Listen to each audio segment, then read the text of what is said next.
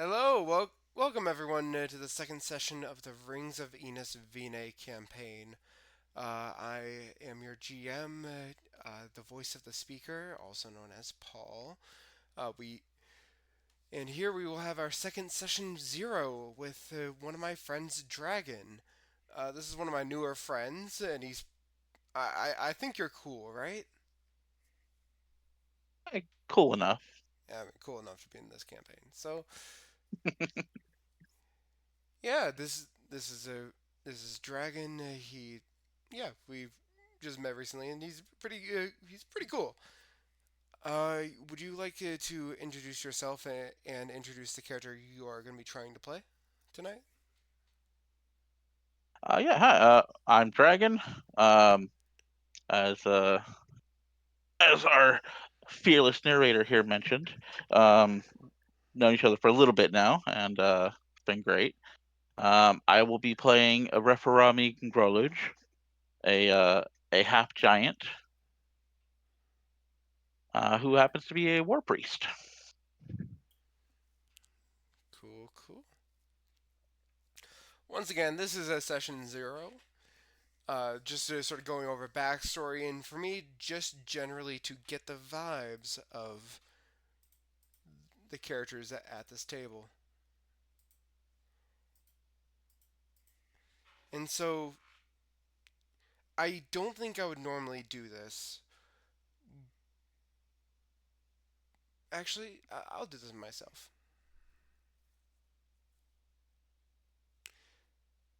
Referami,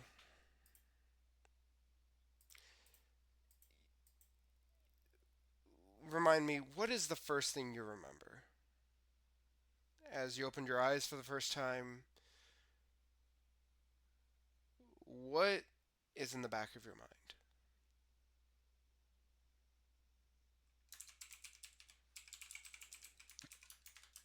I remember. I remember the chaos around us. It was disjointed. It was chaotic. It was crazy. Things were going on. People around me were yelling. Somebody was tugging on my arm. But I wasn't scared. Despite everything going on around me, it almost felt like I belonged. Like this was home. I remember being pulled. I remember leaving. I remember the feel of that piece of wood in my hand as I clutched it tightly. And I remember the church.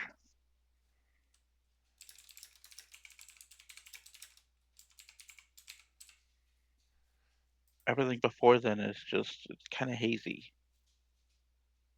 Like it's almost there. Just as I reach out to try to grasp that memory, it just fades away, just slips through my fingers. There's something there, something that keeps teasing my brain over the years. It just kept, kept being just out of reach, just kind of reaching out, just a little tingle in the back of the brain. And I remember something.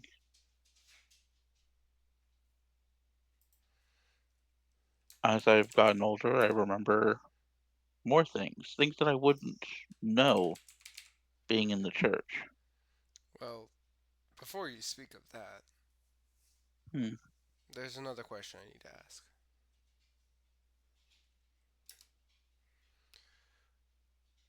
Who, how long did it take before you went verbal after all these memories, after all these recollections of the wind between your fingers? When did you first become verbal with everyone else?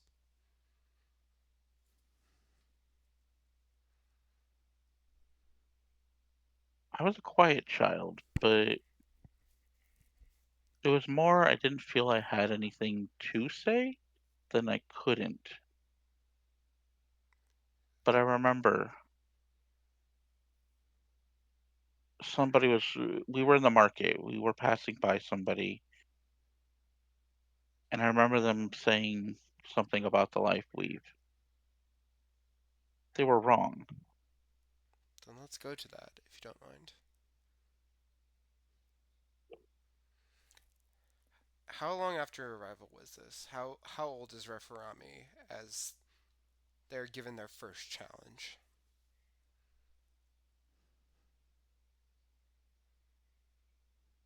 My age, I don't know. I don't know how old I was when I left, but That's fair. I I think remember it was uh, probably about 4 years or so after I came here, 5 years. fair enough. I feel like by the time you were rescued, you were probably assumed to have been 10 years old. They weren't able to get a specific date down. However, they just assumed, hey, you look like a 10-year-old child for like a half giant. Let's go from there. And let me ask you, in your quiet state, would you bond more with a more positive, outspoken influence, or do you bond more with someone else who's probably a little bit more quiet, a little bit more tougher? Somebody a little quieter, a little tougher. Got it.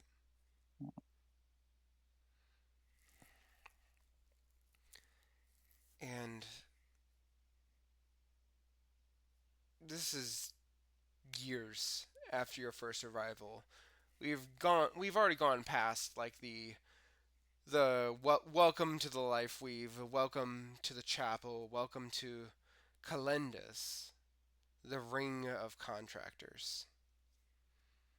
And well, you don't really have much else to compare it to. I don't think you've traveled amongst the rings as a child. You didn't really have the resources or the need to. This place is deliberately, what's the term, ramshackle. According to your knowledge, this place does not have air conditioning. It does not have truly paved roads. It's a place almost directly described to be as close to the far quarter as it could be within the rings. And damn it, people love it. Going to Almost the. feels like home. Mm, Sorry, could you repeat that? Almost feels like home.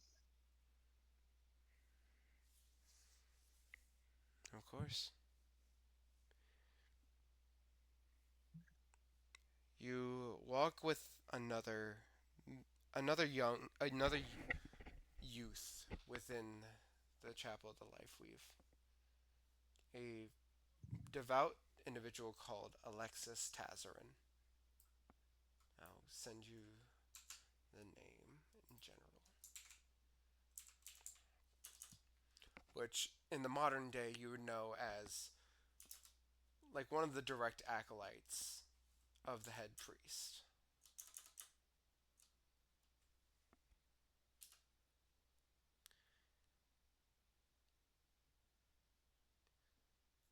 He looks down at you, Referami, and just. So, you remember what we need to grab from the market from Miss Spruce?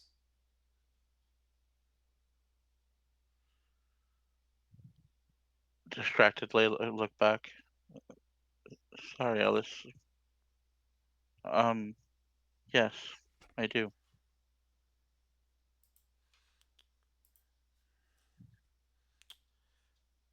They hold the paper in their hands.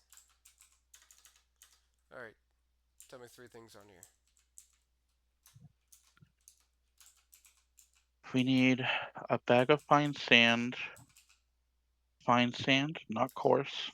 She was very particular about that. She needed 3 pieces of chalk, one red, one green, and one blue. And she needed a new quill because hers broke yesterday.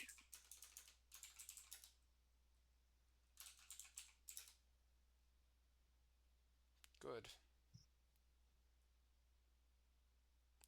It's important that you keep these details. Whether you are a priest, whether you are a diver,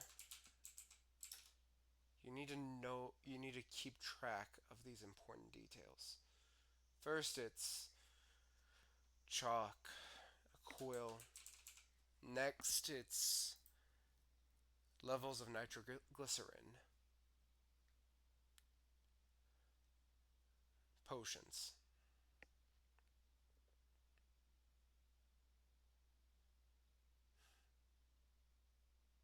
And Yes, sir. as you begin to walk through into the market, it is the best way I can explain this is a Arabian bazaar. Colorful cloths cover multiple different stands of peddlers, of sales individuals, people trying to make a few gold pieces here in this bustling part of Kalendes. Various individuals like try to sell you on, their vases, selling you on their personal homemade creations, but you know, after a few visits, you understand most of these prices are tourist tax items.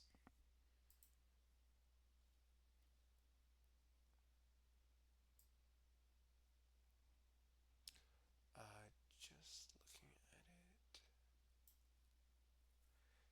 All right, let me turn up my volume. Eats that is my voice a little bit better at this point because I just noticed you posted it in chat.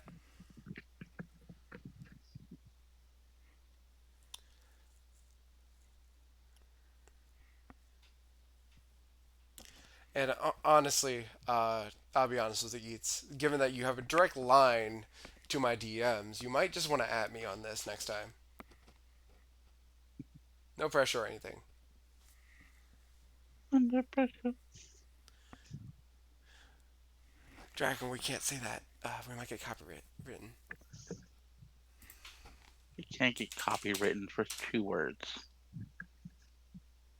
Just happened to be in a sing-song voice to a particular tune. I know you can't see this right now, chat, but I am squinting.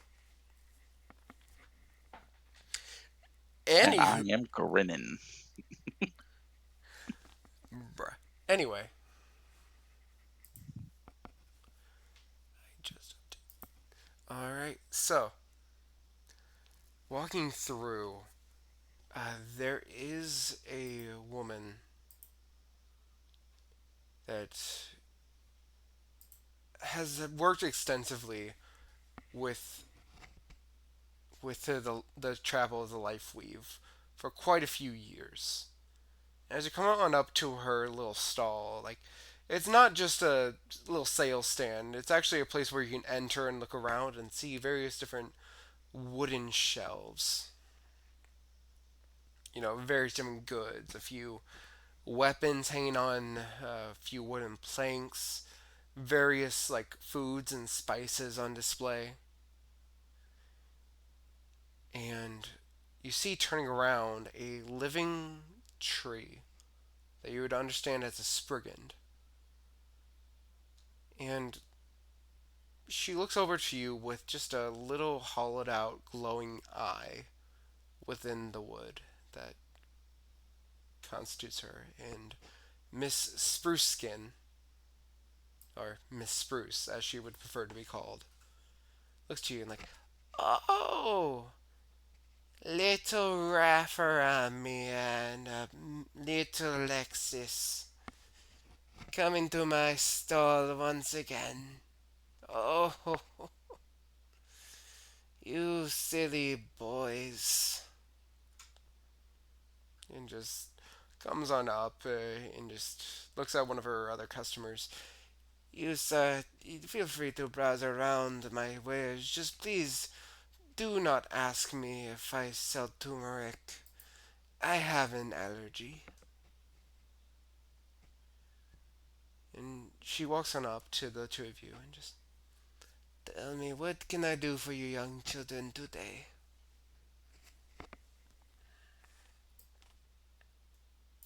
Miss Bruce, you look as sprightly as ever. You're going to put another knot in me with all your flattery.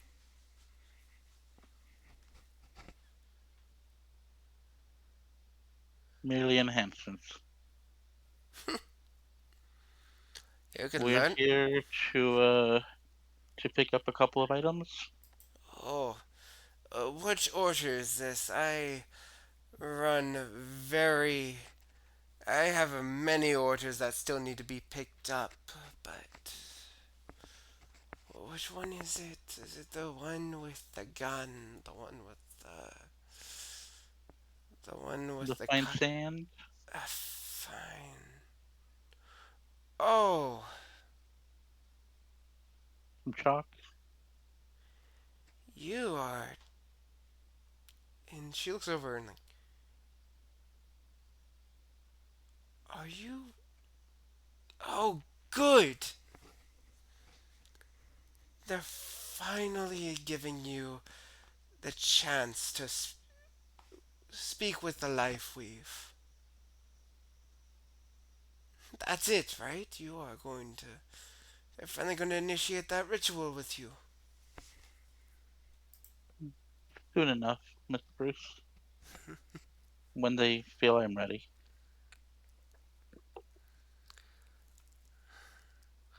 But there's one thing I do need to ask. You need to put your chest out a little bit more. Stand firm and speak just 2 decibels louder, Referami.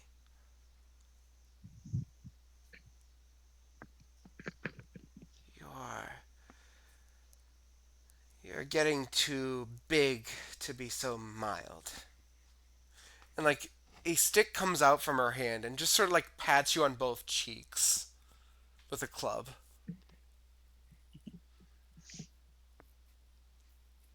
Of course, Mrs. Spruce. I feel I am ready, but it is not me who determines if I am. Of course.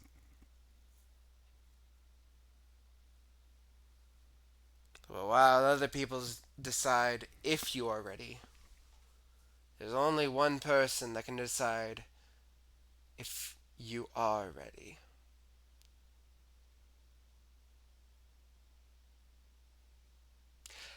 Now, and she turns around. We don't have turmeric, but we do have saffron, cinnamon, other spices that might be useful. And Lexus just looks to you or from like just nods. Good. Happy you can handle yourself in a market.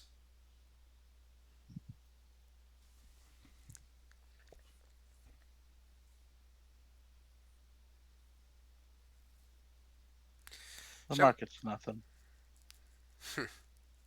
It's the people in the market you have to keep an eye out for. Of course. You have to learn that from the best. They sigh a little bit as you guys walk on back.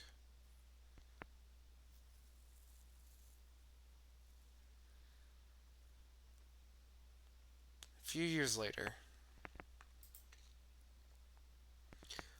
probably around your around 18 years of age, or at least they assume 18 years of age for you. You wake up in essentially what is considered even though it's not called one by the chapel, it is considered like a boarding house for orphans within the chapel of the Lifeweave. You wake up, and today's the day. Today's the day you essentially are going to be tested to see if you can at least see the Lifeweave.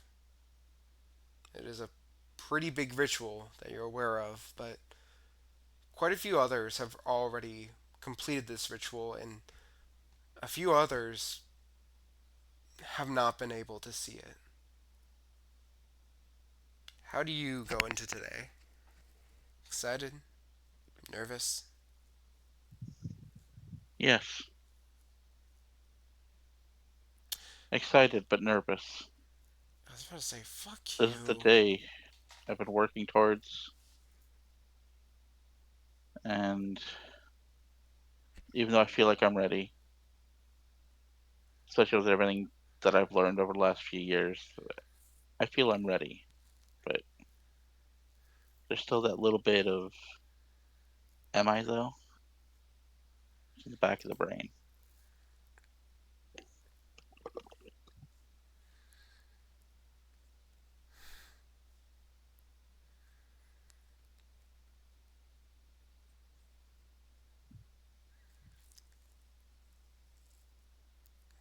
The day goes normally.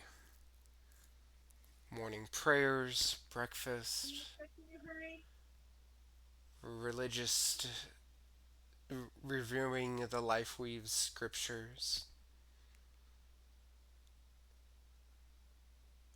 And after lunch, someone comes up to you, a large stony individual.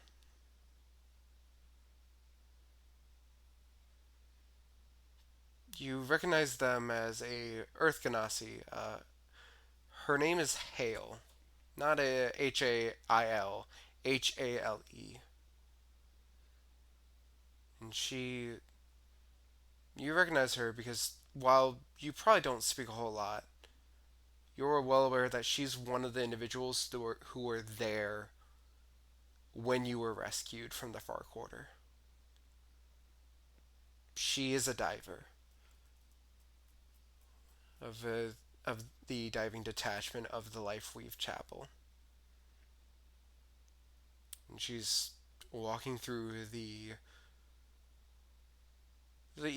communal eating area of the chapel.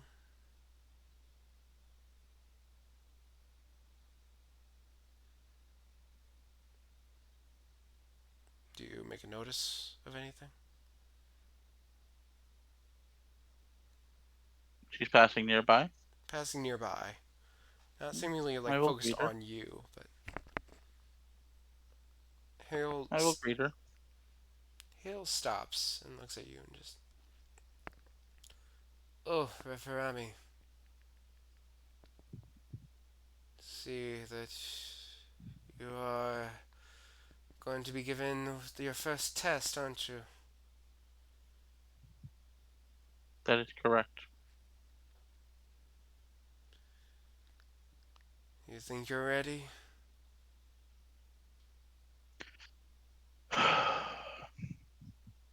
Yes. Hmm.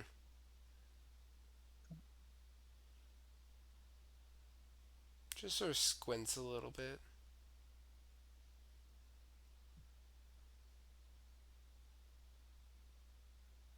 You think you're ready to see the truth? Mind you, there have been many who have seen the fabric and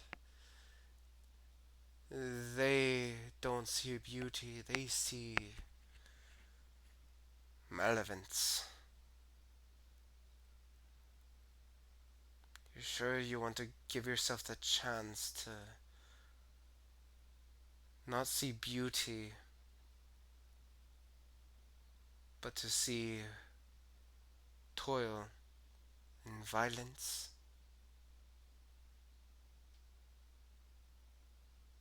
Truth is truth.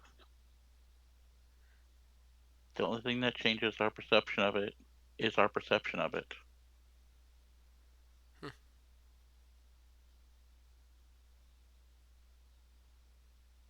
It's not truth's fault if that's what they see. That's what they chose to see in the truth presented. You've been reading I, too much scripture, haven't you?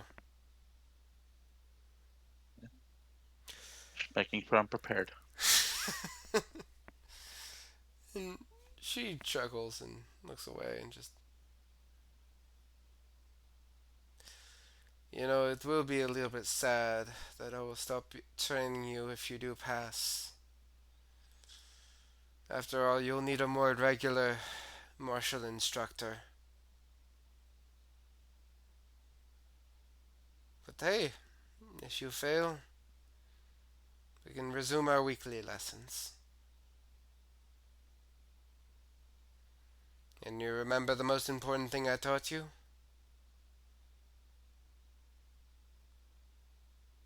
Always be prepared Prepared for what? Referami. for anything. And he's gonna kind of turn slightly, and you'll see that he had his hand on his mace, ready to pull it if he needed to.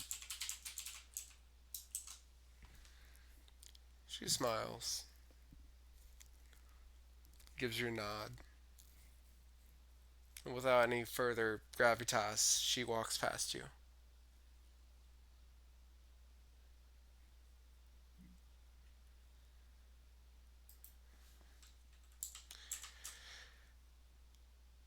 And as you are looking, a individual that you're very aware of comes up, like right next to you, sliding in to your DMs, just like, "Hey, Raph," and there's this halfling just coming right up to you during your lunch. You know this individual as Perry Ravenlade. He's a male halfling that was sort of picked up around your time, and they also seem to be engaging in the same coming of age ceremony as you. So, what's up? Hey, Perry. You know very well what's up.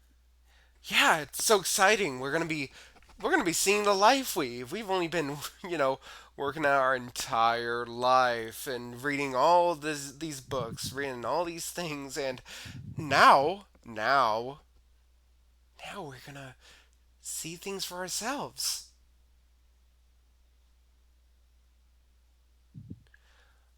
Oh my gosh, what if it's like a blanket and it's just soft like wool and silk and we just reach out and feel it and it's the most soft substance and material known to man. Not even not even the mice and merchants could even get on that, right? Maybe. Kind of depends what they make it out of, wouldn't you say? I mean, life itself. What's more tender and soft than that?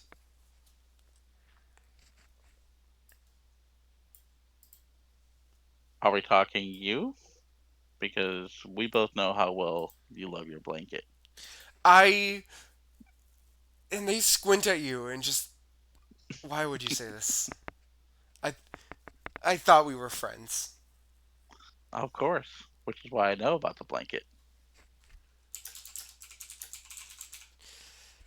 Just squints at you and like looks to like the nearby people eating lunch who are looking into this conversation. One of them's chuckling and like Harry leans in. Just do not talk about Blanky in public. They might steal it again.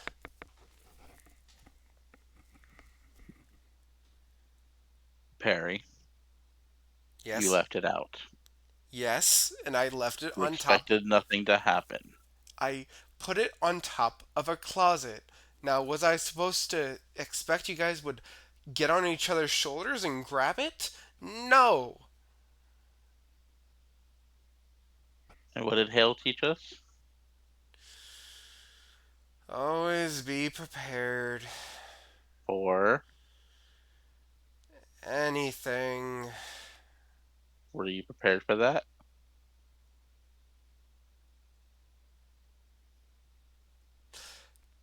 Perry gives you the look of death with a big ol' smile.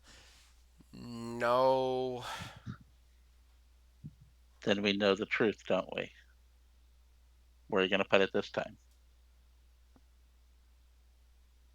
Where nobody can see it. Like, You think I'm gonna tell you? now you're prepared. Just pats you on the back. Hey, you might not know it, but this noggin can learn a few things. Yeah.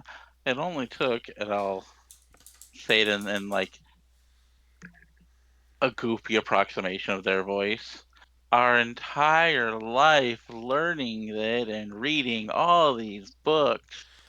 I have a dagger, and if it wasn't against our beliefs, I would probably stab you. And at that point, like a few other people like look over with like wide eyes, like, "Hey, hey, I'm joking, okay? I, who actually wants to stab this big guy? I wouldn't." I'll laugh and reach out, put my arm over their shoulder, and tap on their other arm with the dagger in my hand. Uh, roll, roll stealth or sleight of hand. Once again, I'm willing to just let you use your current stats like in the modern day for this, just because I don't want to be that much of a jerk about it. But I do want you to roll for this.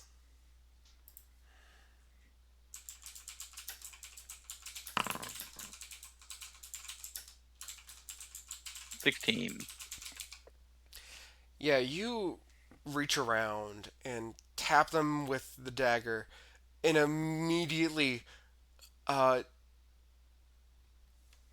Perry pulls out the dagger. Shit, they didn't pull out the dagger, and they fumble a little bit, like shit, shit, up, and like looks at you, and like after a full round of combat, finally pulls out the dagger and like, Reph, Referami, that no, no, absolutely not. Do not do that to me. That is not a funny bit. How many times have I told you wearing the dagger the way you do makes it worse to draw? I know you think it looks cool, but it's impractical.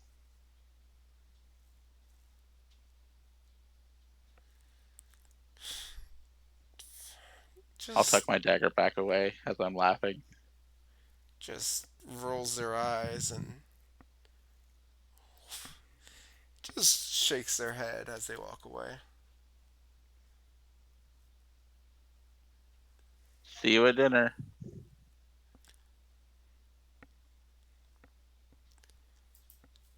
Speaking of, you are not given dinner. Not necessarily dinner. You and like probably three others, including Perry, are given ash to eat for dinner.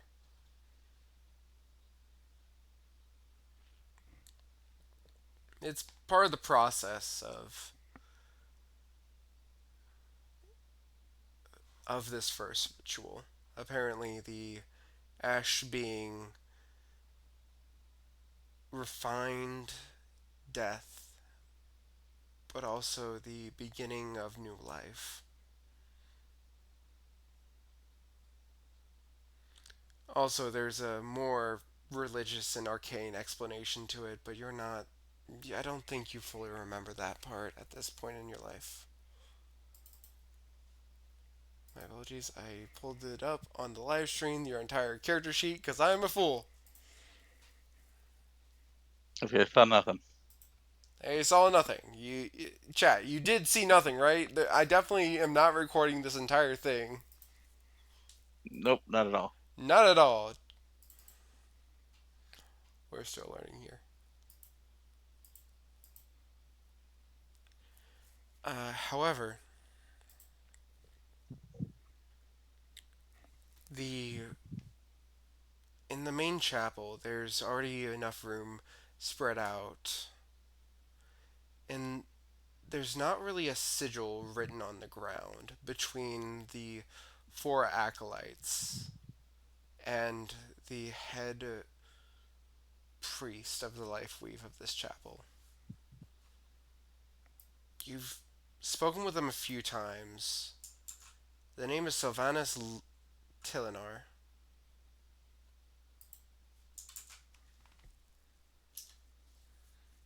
They go. Their diving nickname was Light Runner. Whenever they worked as a diver with the light within the chapel of the Lifeweave. You're escorted by Lexus, who has at this point succeeded on the ritual a few years ago, and looks to the four of you and just remember, this is a test of faith. Deep breaths, focus, and in that silence of like, is there a third thing? They walk up to like a circular position amongst everyone else and sit down. And he gestures for the rest of you to come by.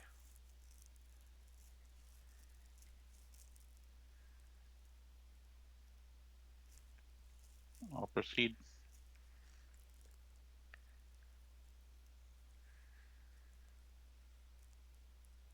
Sitting down in this ritual space.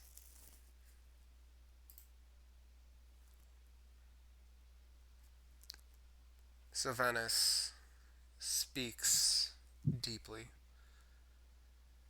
Close your eyes. Reach out. Focus.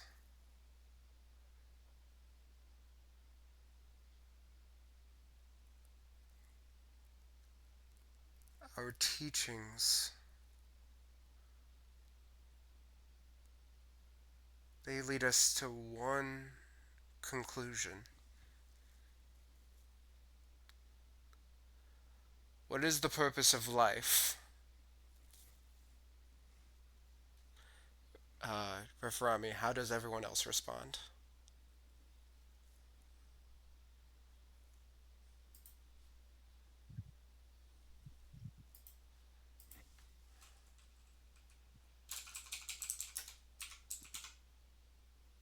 The purpose of life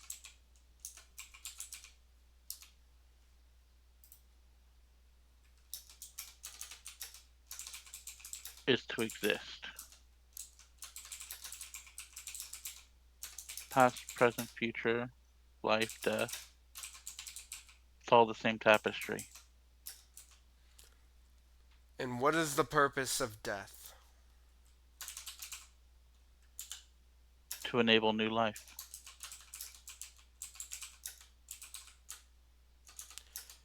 The ending of a thread is not an ending of the tapestry. It is merely space for another thread to enter.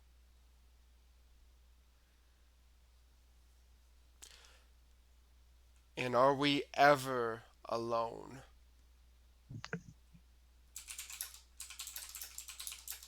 We are all part of the weave. Focus. We're focus on those connections.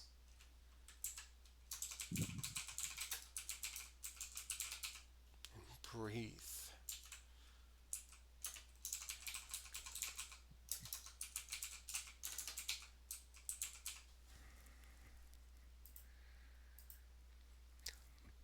Normally, I would make this a wisdom check, but because plot, you focus in and breathe deeply.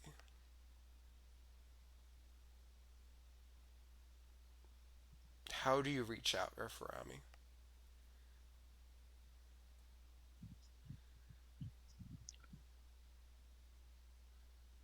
Um, I will breathe, and as I breathe, I'll clear my mind, and I'll picture everything around me, the sounds, the smells, the sights, textures, feeling, everything around me just fades.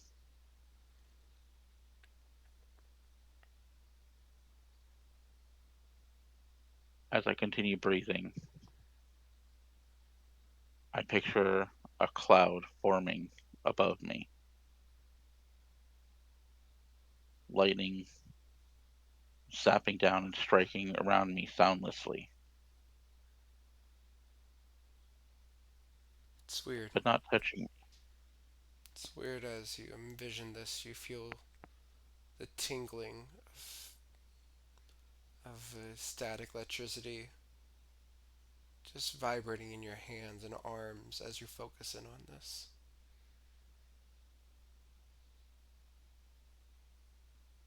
It's familiar, that connection. Please continue.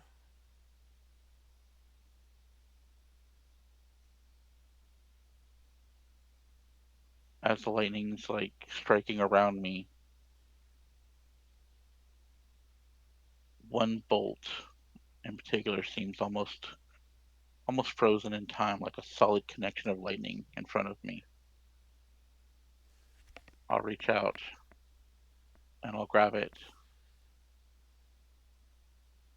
As I feel it in my hand, I'll hold my hands close together in front of me and feel the lightning flowing from one to the other, flowing through me down into the surface that I'm on,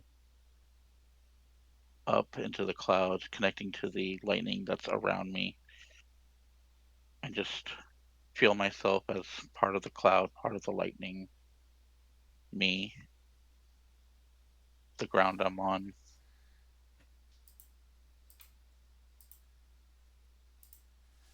and just feel that tingle flowing through me.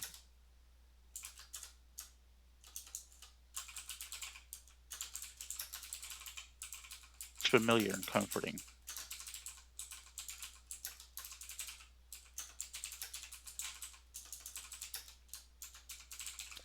And this is the reason why I give you the chance to improvise, because I had a completely different interpretation of the life weave to go with, but I like this a lot better.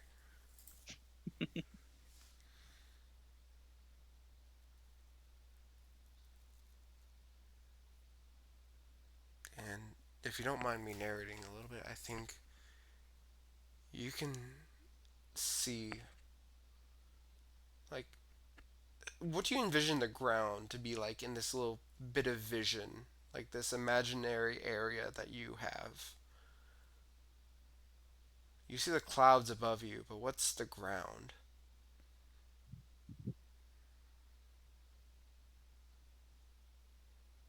It's almost non-existent.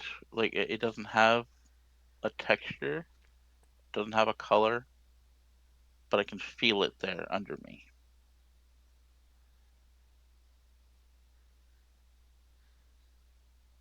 Why did my first thought go to Toy Story and the wallpapers? Anyway, That's a good question. you reach out and the lightning bends,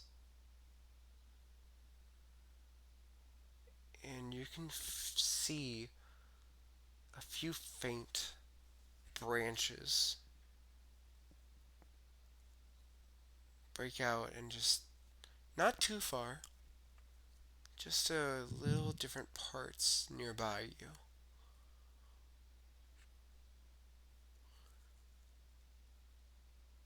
And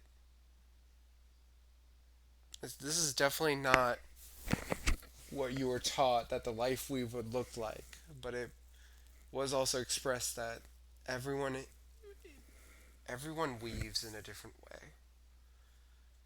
It speaks more to the person than to what the life weave is. And this moment of clarity and seeing all the connections. Uh, at this point, I will need you to make a wisdom save. Okay.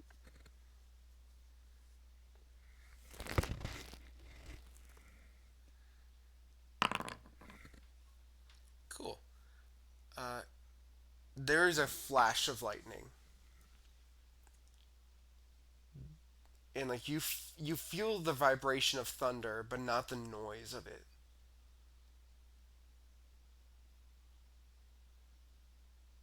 And in the moment, you don't see these branching off lightning, this lightning bolt branching out. It hasn't been affected. In fact, it seems to have gotten bigger. But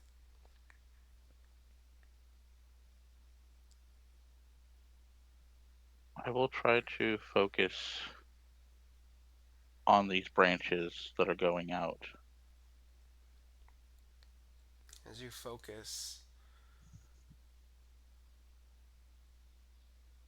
there is hostility, raw emotion.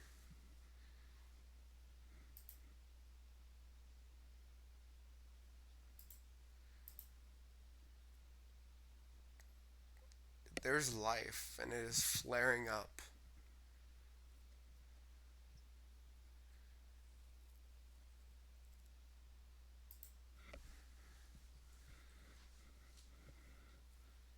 I'll focus on that life.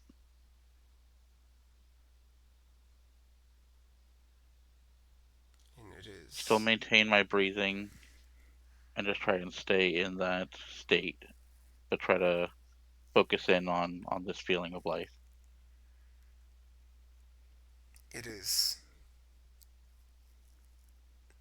violent, hostile,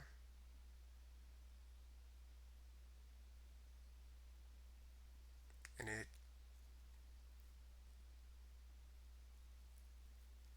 it feels dark,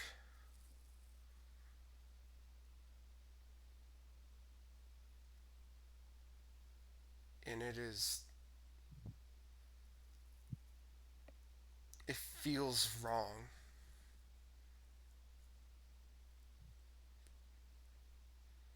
You don't know what this means.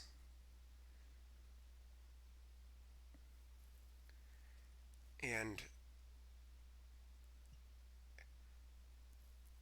as you are like trying to figure out what the hell this means, you feel something on your shoulders,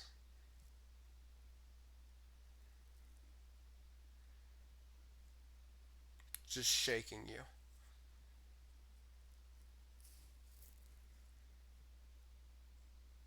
My focus will immediately divert to what's touching me, and I'll reach for my weapon.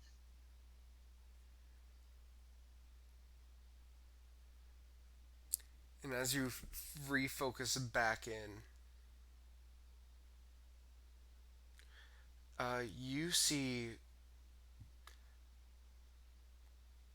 you see Alexis is actually like shaking you awake. And it's like, Referami, are you in? Do you still go for the attack upon seeing Alexis? No, Okay. He looks at you and just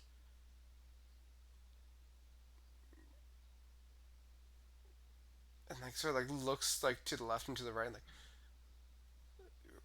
Referami, were you?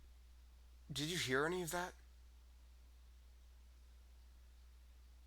Just kind of shake my head a little bit, just trying to clear my mind and pay attention to everything else going on around me now.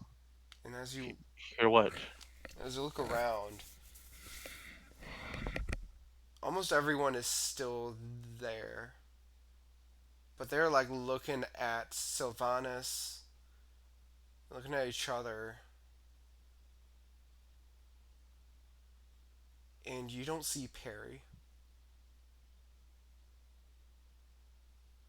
And Sylvanas seems to have a very deep scowl on their face. Standing up,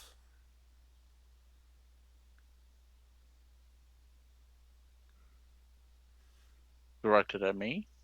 not at you, looking at like one of the nearby doors, particularly to the acolyte's room, where like towards that area where you've been growing up. I will look at whatever it is that seems to have drawn their ire. You don't see anything there besides the door, and Lexus looks at you. Just Perry,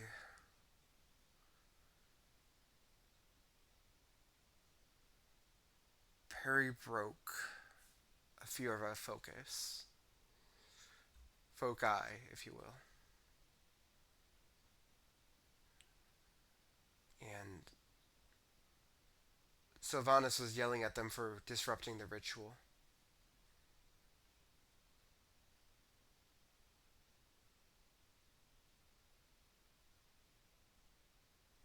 I'll look around at everybody else. Does it seem like everybody else was still deep in their focus like I was? You look Like, around, and it seems like no. By the time you open your eyes, nobody else was in that deep meditative trance. Seems like if this was a competition, seems like you lasted the longest. In this moment, Sylvanas looks to you and just Reph, I mean, just I'm I'm sorry that the ritual did not.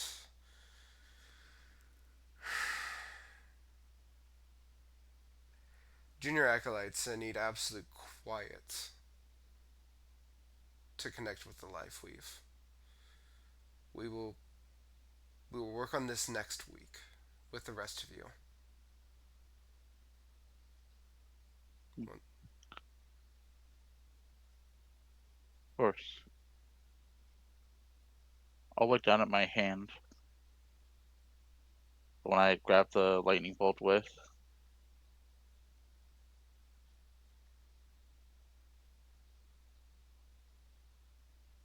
You it still feels tingly. Like your muscles keep on. It still feels like you touch something meaningful.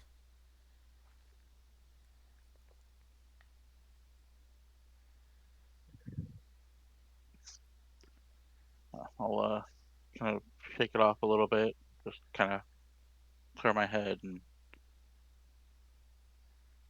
is there anything I can do to help with the foci?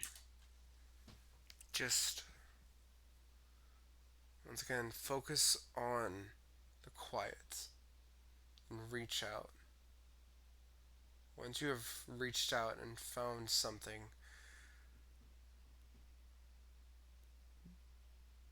feel the life weave. Feel its expanse, how broad it is, but how personal it is. But this will have to be a ritual for later. Of course. As they clean up the area in visible disapproval. Do you do anything this day? Once I'm done helping with this, I will see if I can track down Perry and see if they're okay.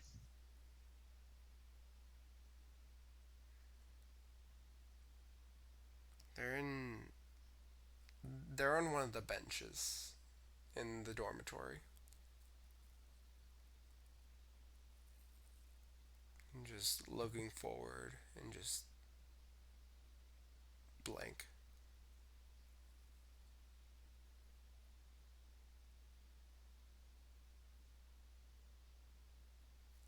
Perry, you okay?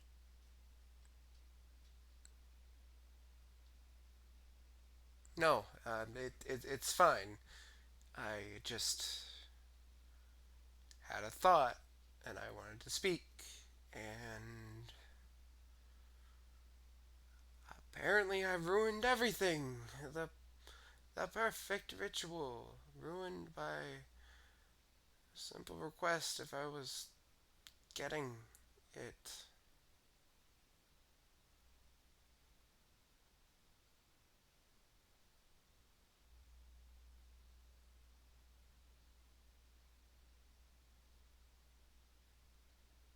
I'll sit down next to Perry and just kind of nudge him with my shoulder. Come on, you didn't ruin everything. Well, The rug was still intact. yeah. The rug, thank the Lifeweave that it did not catch on fire. But apparently I ruined it for everyone. For for Alexis, for Sylvanas, for you. You didn't ruin anything for me. Well, you might want to talk to Dad about that, okay? He's had some Well, very terse words.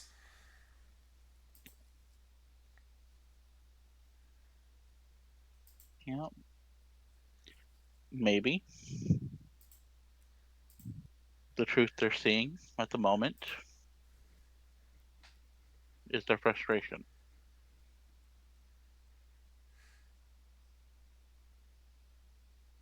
What you did you do it with the intent of ruining everything, as you said?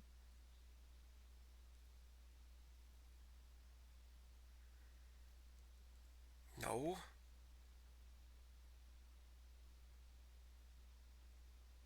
And the truth is, accidents happen, right? Something that can't be replaced or redone.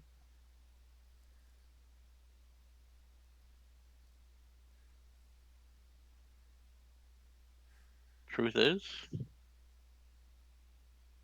it sounds like your focus needs more focus.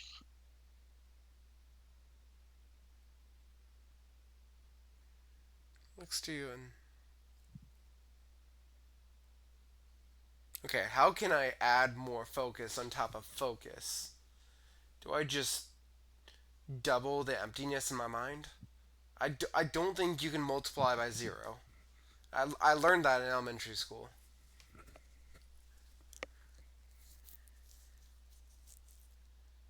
I've been reading some books, Oh, goody. and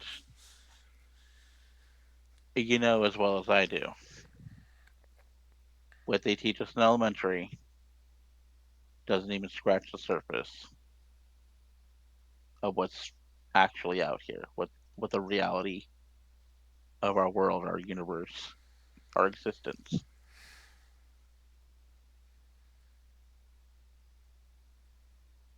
So maybe you can. Maybe you can double up on the nothingness in your head while you're focusing. Won't know until we try, right?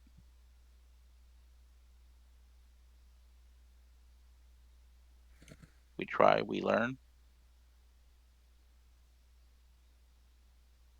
we prompts Perry. Sorry, what, Perry?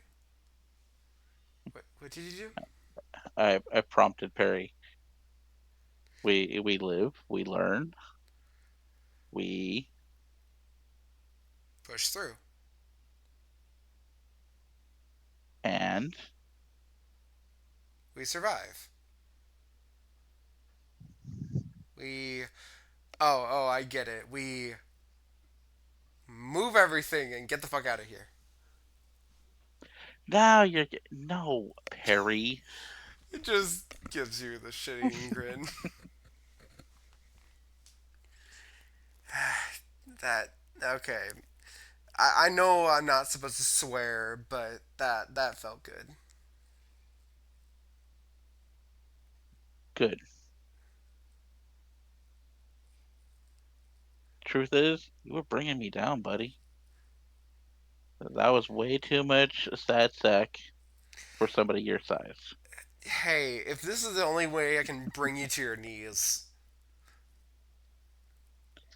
that It's not the only way. I mean, if you want to talk eye to eye to me, it's either you get up on the crate or I get down on my knees.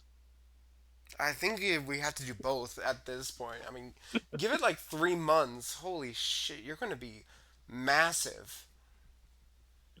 And just sort of smiles and you guys chuckle as you see stepping up Lexus and just hello Referami, hello Perry.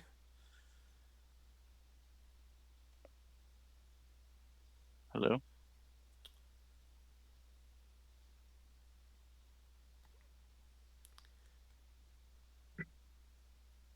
It has been Um, decided that we are going to immediately move you onto diving training, Perry.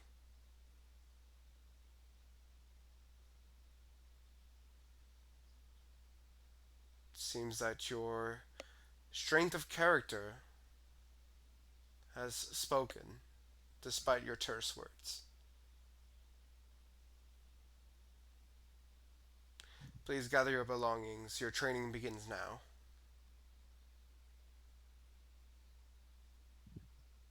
Barry just blinks a little few times and looks to your raft and just.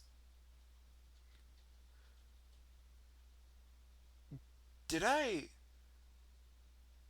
Did I. Did I succeed? Did I fail successfully? That's the term they use in the radio, right?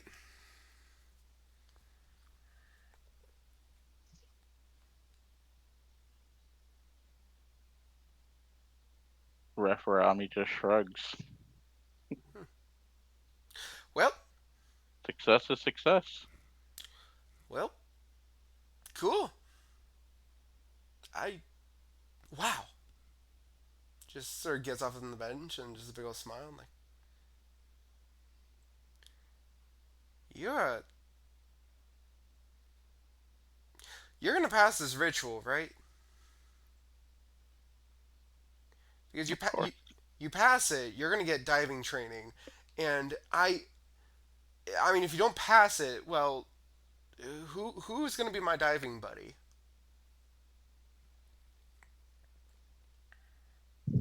Yeah, maybe you can convince Hale to join on a dive with you.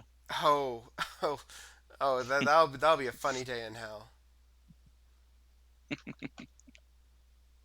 And Lexus just coughs a few times. Please gather your belongings. We need to head up. We need you to get you to the a different chapel as soon as we can. And like Perry nods, like, well, I guess I'm moving on, and just heads on off to the dormitory with like a little bit of a skip in his step as Lexus just looks at Perry and just shakes their head.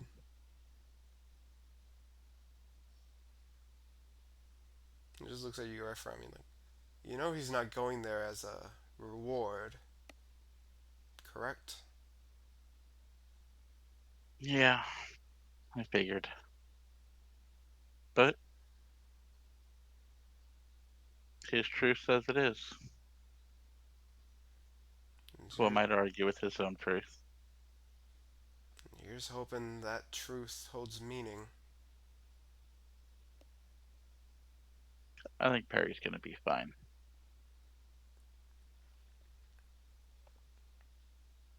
Speaking of being fine, the next week, the ritual commences again, but it is just Sylvanas and the three other initiates. And reaching out again, it's a little bit tougher, but you're able to conjure the same space. Lightning, the clouds, the endless expanse of nothing. And after a few minutes, there's just peace.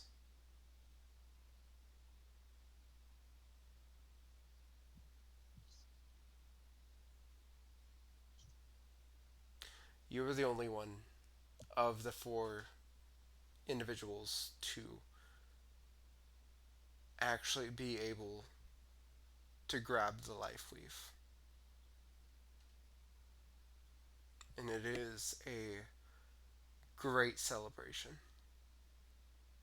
The success of the first of many upon your journey.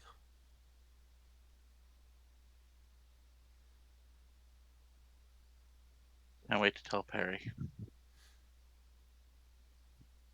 Gonna be proud of me.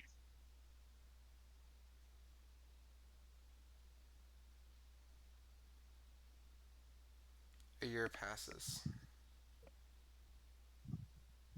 and you have been thrown into essentially doubling down on your religious training, and on top of that, getting more instruction in the art of self defense, in preparing yourself through the various roles that you're expected as a junior acolyte of the Lifeweave. And after a few, a few auxiliary training sessions, they finally find an actual instructor for you in Kalendes.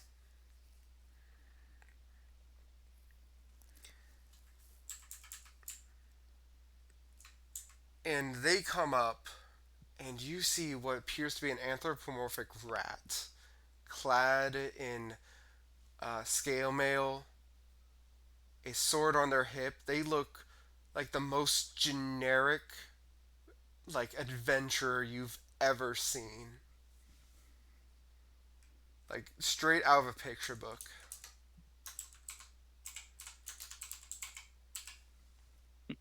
And just uh, one of the acolytes. I'm not going to give them a name. Gestures to this rat individual and to you, and like, hello, Referami. This is a Kamelk.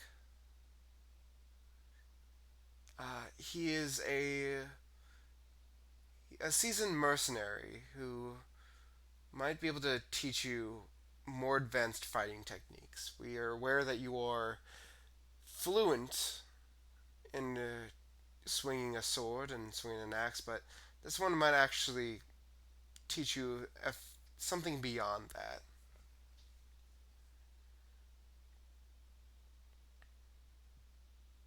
I look forward to learning. And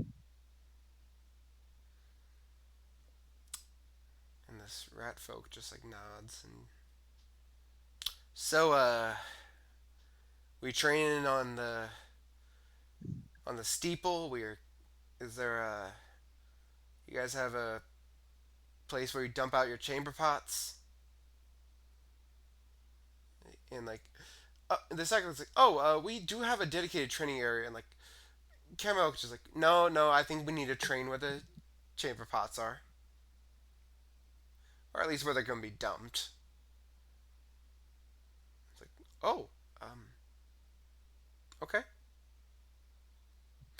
and this sort of leads you guys to the like the like probably like a few blocks down, where it's not necessarily a place where like oh, it's just dumped in the alleyway and just festers. No, there's like an actual like drainage area for people to dump their refuse. And a few people do look at you as you get to this more impoverished area of Kalendes, and quite frankly, smelling like shit. And Kamel looks to the back and like, thank you. Uh, First lesson: ignore the smell. Second lesson: draw your sword or weapon or whatever the hell else you want to use.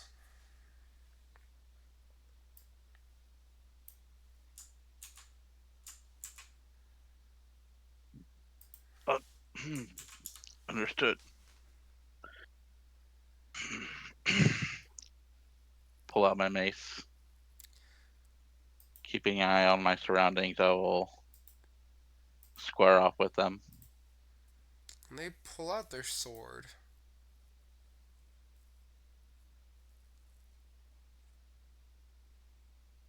Just looks at you and just,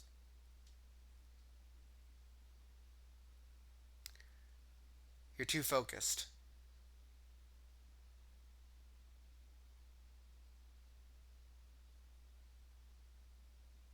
And they kick up the sand and just tackle you to the ground. Just shoulder, as like the sand gets in your eyes, they just body check you to the ground.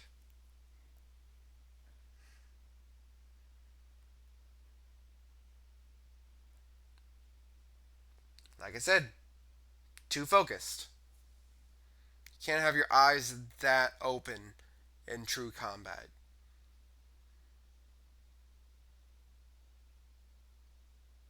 Yes, sir. All right, Might stand up. stand out.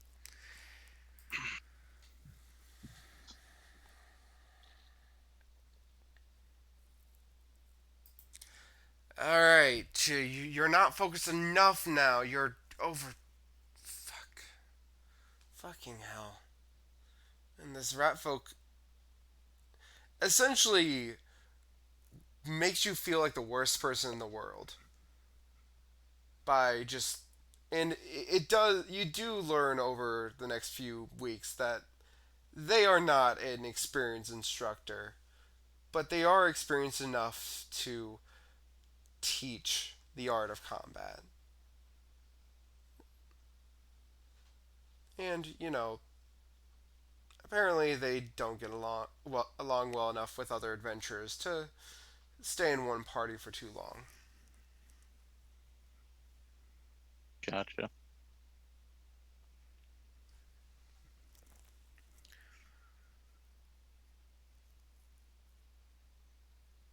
You're also given another recommendation. As part of your disciplinary proceedings,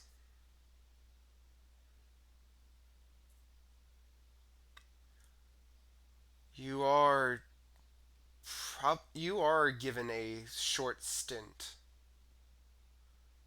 that you need to head on over to the far quarter. Not on a dive, but to learn discipline in a new area.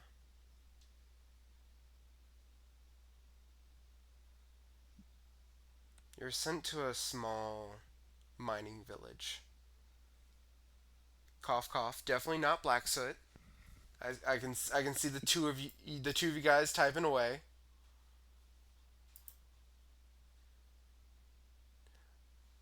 But a small mining community, as you are led here by other members of the chapter of the Lifeweave to for you to learn a new skill. One of your challenges, if you will. By the time these 3 months are over, you're expected to bring something home.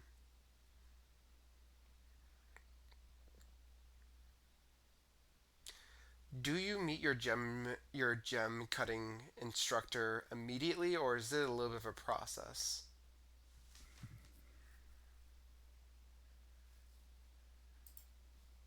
I would say probably a little bit of a process. Just kind of seeing who I vibe with, what kind of aspects of various work I might be interested in, and the jeweler definitely stuck out at me more than the rest of them did. It is weird because while you, it almost takes you a little bit by surprise by the fact that someone finally mentions that there's a gem cutter in this village when you haven't seen a gem cutter, like a business of a gem cutter. You didn't even hear that like there's actually like some industry, like someone who actually refines the gems that are being mined here.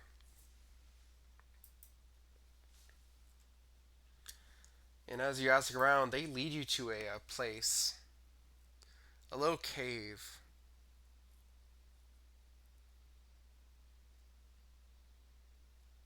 And walking inside, you see sparkles.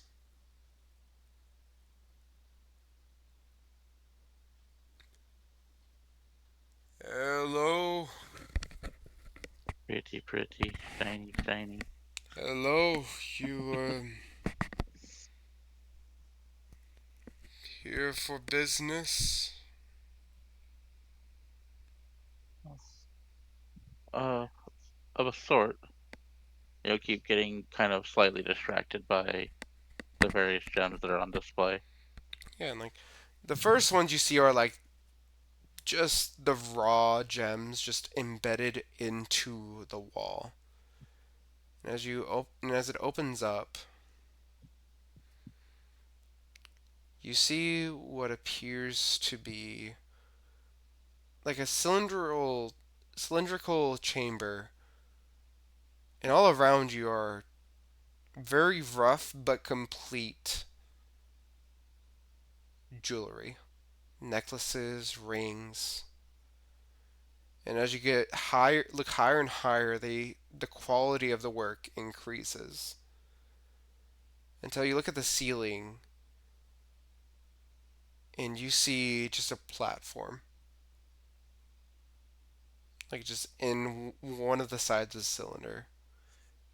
And you just see a large rock-like individual working at a table.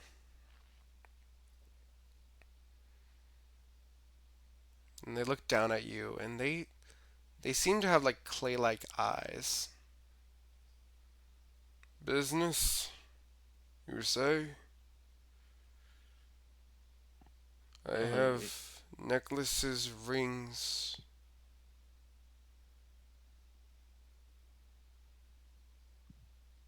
yes, I'm. Uh, Sorry. The work is magnificent. Um, yes, I'm here on behalf of the church, Lifeweave. Oh, I heard. I'm sorry. I can't have you here.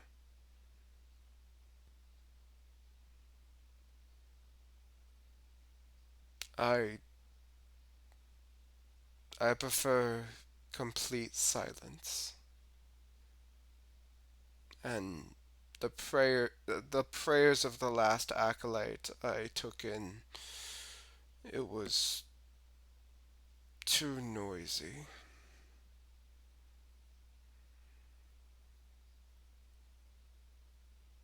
Understandable.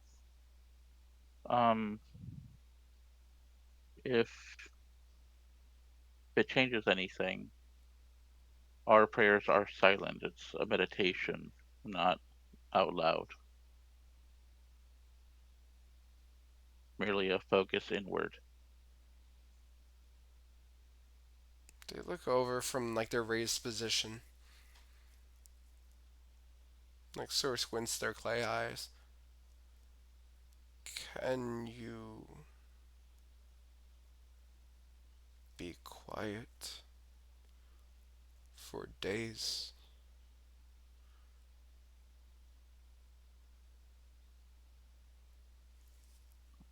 I will pointedly lock eyes and nod. A minute passes. 3 minutes pass.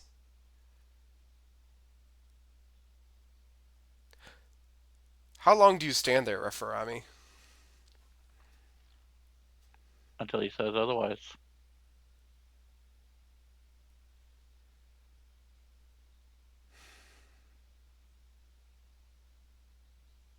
And slowly, the after about 25 minutes, this rock-like individual rolls her eyes and gestures to where you hadn't noticed before, but there is actually a few footholds that you were not able to pick up on, and just beckons you to come closer. Come up there and come closer.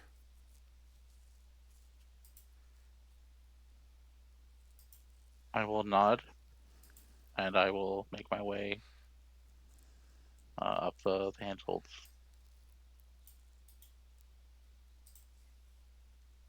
This individual's named Carrot, like the cut of a diamond. Just every single time you make a noise that's a little bit louder than a fucking okay. Thank you so much. I appreciate your support, Dragon. Gotcha, Correcting fam. correcting me on the spelling of carrot. Me and my Cuss you, Kakarot. don't even. Now we're definitely gonna get banned. Nah, I'm kidding. Uh, but yeah, the I suppose you learn quickly. Anything above a normal value irritates carrot, but they're patient as long as you don't talk. Showing you the ins and outs of cutting.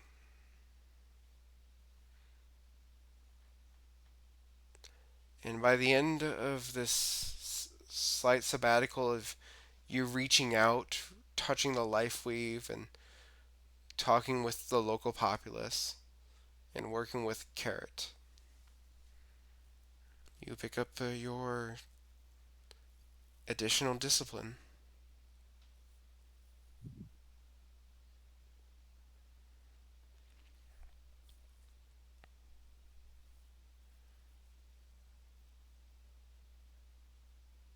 A few years later,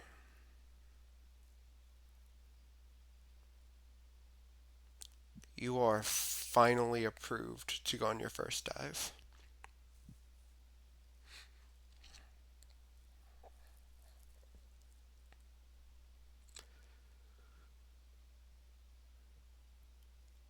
And what do you know? You're part of a group of five. Two people you don't recognize, but two others you do.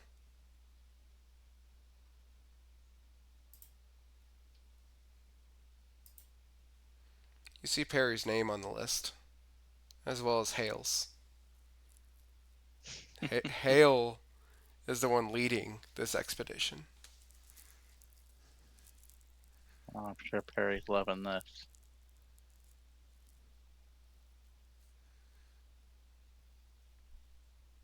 Stupid bots, get out of here.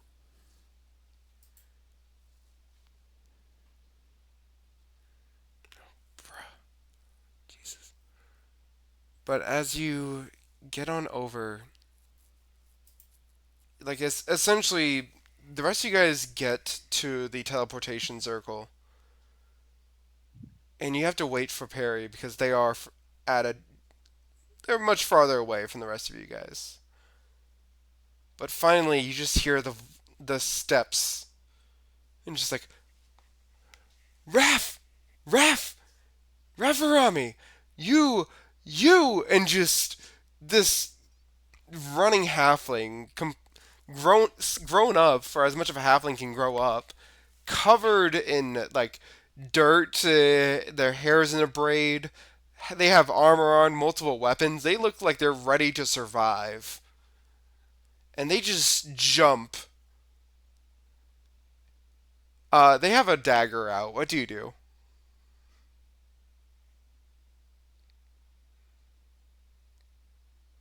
As they jump at me, Yep.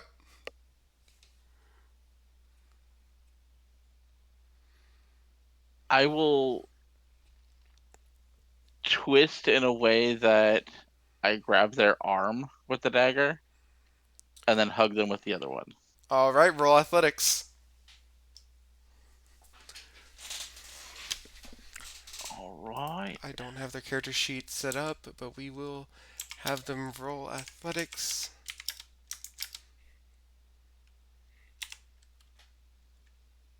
Where is it? And would this be a contested strength check by any chance? Yes, this would be a contested strength check. Excellent. What are you gonna do? Electrocute your childhood friend? Oh, I'm gonna need you both to reroll. In my campaign, whenever you tie, you have to reroll, because that's the bit. Oh no, Oh, that is a nat one. Uh, not only does Perry stab you, Perry levels you to the ground to make you go prone, and like puts you in an arm bar.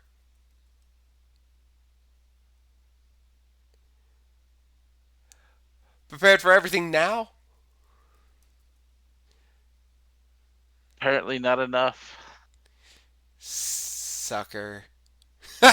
Can I try to use my shove basic maneuver to flip them off of me? I'm willing to say that automatically succeeds. Do you just want to make them do a flip? Yeah, I just want to flip them over and then try to pin them down again. Uh, yeah, make one more athletics check for the bit. Athletics, all right. There we go. I'm gonna say you at least succeed in flipping them over, but like as you like try to grab them back, they grab your arms and they just stare at you. Even though you're holding them up in the air, they are just gritting their teeth. And they look down at where their dagger is and like, oh shit, I stabbed you. Huh. Eh, Bygones be bygones. didn't even feel it. It's been years and you still haven't changed, asshole. Ain't that the truth? Now, can you please let me down? As much as I love having my head in the clouds, it's not my favorite terrain, if you will. Oh, what's the matter? Are they a little too thin up here for you? Uh, I'll set them down. it's also your breath. Jesus, you use toothpaste now?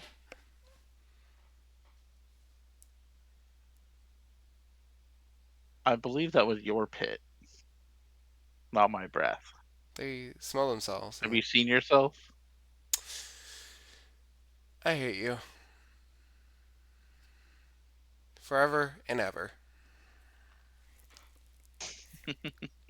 I missed you too, buddy.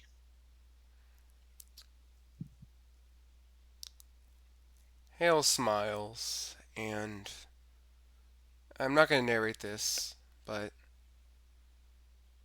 essentially it's baby's first mission. All we're doing is doing a patrol route to supplement the the Aenean militaries like patrol routes through the far quarter. We're just here to observe, to report, and if we find anything, inspect it, ascertain the value of it. If we find any monsters, we have been given clearance to fight, harvest, and exhume their remains as we see fit. Okay. Any questions, Referami? Because this will be your first dive. There is no bad questions here, unless you're going to ask me what a dive is, in which case, well, no, there's no such thing as a stupid question right now for a new person like you. How about a glance over at Perry, kind of grinning a little bit? Perry looks at you and like What's a dive? just smirks. Uh, Hale just sighs and just, well, a dive is whenever people from the rings head to the far quarter for a mission. Typically, it's a little bit more specific, and more often than not, it's more of a private endeavor. Sometimes it's hunting down a specific monster, sometimes it's investigating a natural phenomena, looking into the ruins of the original frameworks of Inasvine that the Far Quarter has grown around.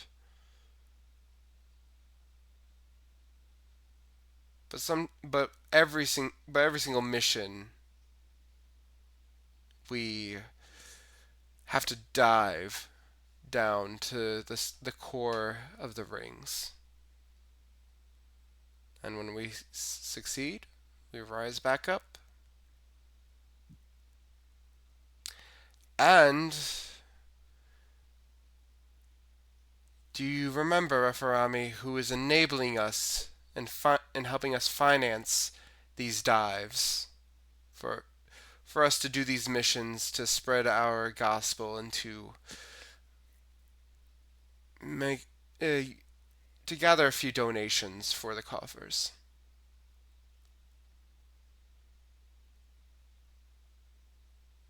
I believe that is the vigil. Yes, the Vigilance Guild.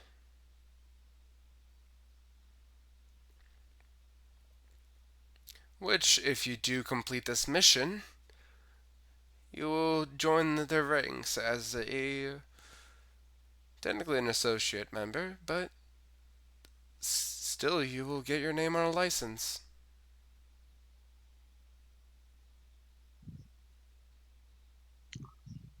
I look forward to it.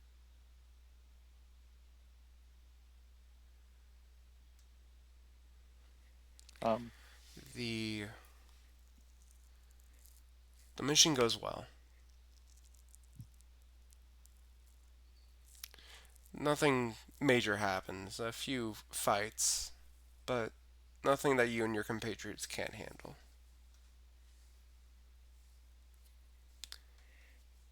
8 months more before session one, you go back to the market. You've gone through your lessons with Kamelk, who has finally stopped beating your ass, mainly because you finally improved your fighting capabilities. And I've you're, had to open my eyes wide, see the truth, but not that wide. yeah, just wide enough. And Lexus and a few other acolytes come with, essentially come with you. This is not your first time preaching at the market. You've probably done this here and there for the past like 5 years. Nothing showed that this day would be different, except that you're becoming more and more in tune with your connection.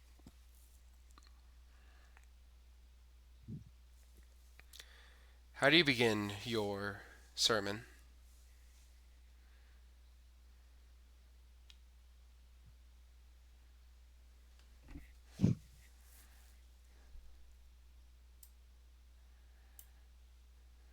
I would look around really quick at anybody around me that looks like they'd be interested,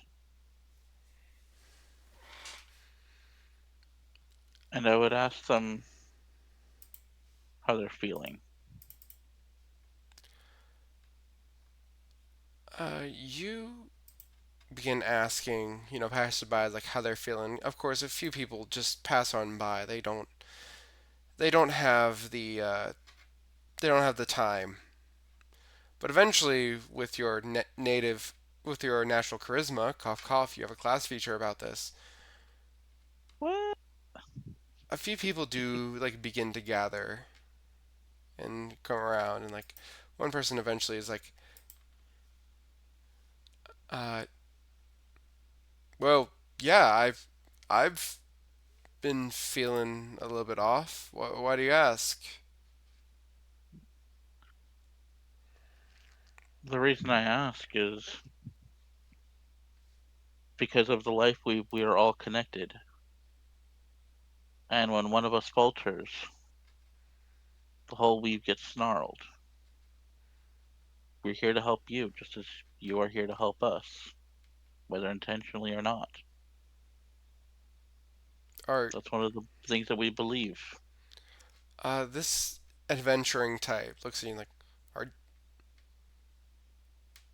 are you gonna ask for a donation? And another person who you recognize as like a local, and like, ah, this don't take it too literally. It's a these are the preachers of the life weave. Just take a moment and listen, okay?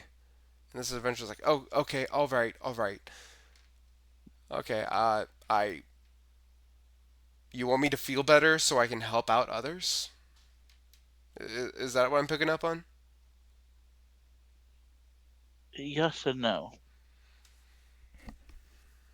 The doctrine of the life weave is not helping others for personal gain. It's not helping others for the sake of helping others. It just is what it is. It's discovering the truth, not being afraid of the truth. And the truth is, we are all here together now. Everything you've done in the past has led your thread of life over, under, around, through all the other threads around you, all the other people that you've encountered in your life to lead you here to encounter me at this point in time. Hmm. You will leave here, and our threads may never encounter each other again. They may encounter each other again tomorrow. That is the truth. And what you do matters, even if you don't think it does. A tapestry is not made by a single thread, it is all threads woven together, coming together as one to make the beauty that is life, that is existence. And like you hear from the back of the crowd, I completely agree with that. We are all connected. I agree. And you look up and you see another adventurer, a male human, just coming up with a little bit of bravado.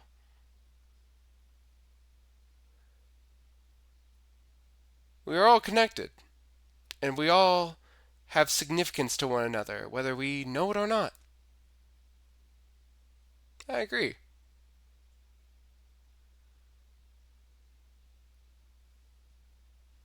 I'm glad that you see the truth. Now, I feel that you have more truth to share with us. Oh, of What is your course. truth? Life. Life is life is has meaning. And my life in particular, I have felt it end at a few different points.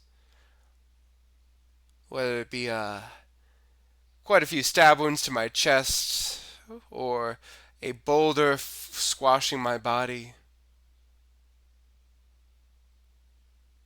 I've had the chance to see beyond. And I am so happy that I was given another chance to be alive. Wouldn't you say that? Wouldn't you agree with that? That my existence here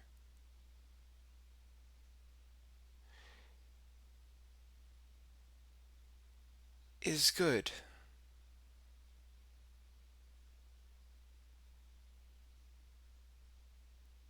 That would seem to be so. Is that the truth? What is your truth telling you?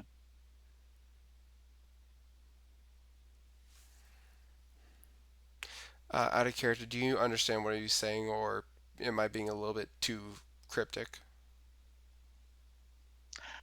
I have an idea. I'm pretty sure I know where he's going with it, so I'm trying to bait it out. Got it. Just want to make sure. Hmm. This individual smiles.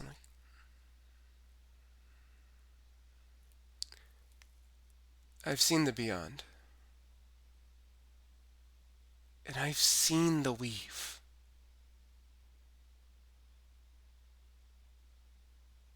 but only from beyond the veil. I had my spirit had long left my body, but every single time my more devout friends pulled me back from death. Every single time. Quite frankly, I should be missing a leg, an arm, but they've always stitched me back together, no matter the injury. Then we can thank the fact that your threads met. So you could be here and share with us the truth. How did the weave present itself to you?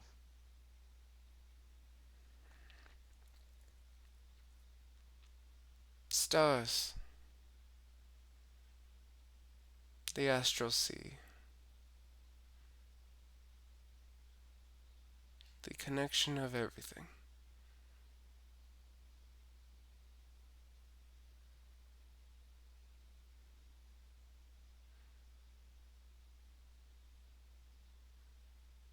Just sort of tilts his head to you.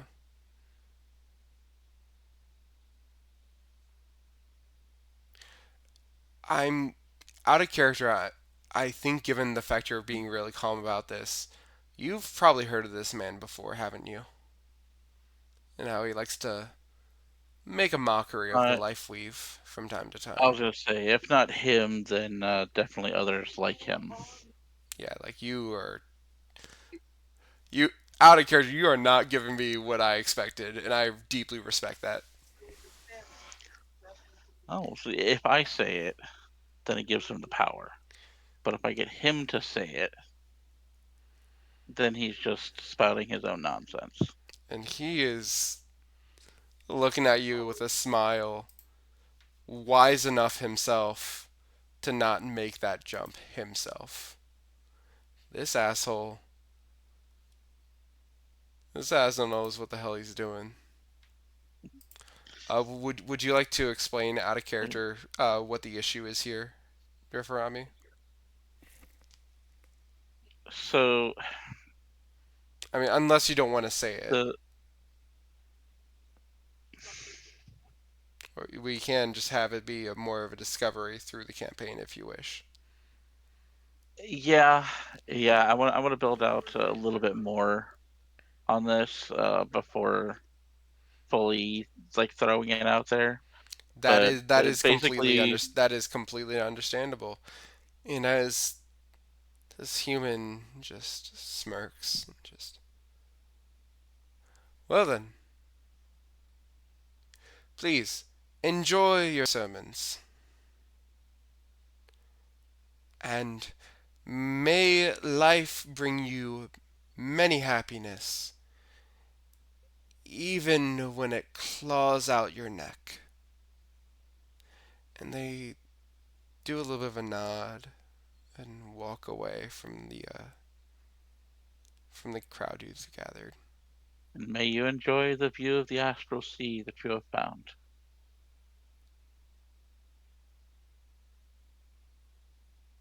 I'll turn back to the person I was talking to originally and be like, as we can see, some people choose not to see the truth presented and instead choose to color that truth with their own view, their own past, their own experiences, instead of seeing truth for what it is, the truth, the reality of existence. It's not necessarily a failing on their part. The Lifeweave doesn't always present itself to everybody, and it doesn't always present itself in the same way. Sometimes it never presents itself, but you are no less a part of it than I, whether you have seen it or not. There's a little bit of clapping from the crowd around and like a lot of nodding, and you're surrounded by people who have heard these sermons before, but they still appreciate the optimistic message. And this adventurer smiles like, I you spoke really well, and I do deeply respect that. However, I only caught half of that. So if you have a book and like one of the acolytes from behind you immediately pulls out like one of the Lifeweave Gospels. I mean, even on a sermon, they still have a few books to sell. A few, You gotta have them handy. yeah, a few gold are exchanged because printing. Even though the printing Not press has made making books a lot cheaper, they're still a little bit expensive. Like this adventure, like smiles like, thank you. I'll be sure to give this a listen. And honestly, if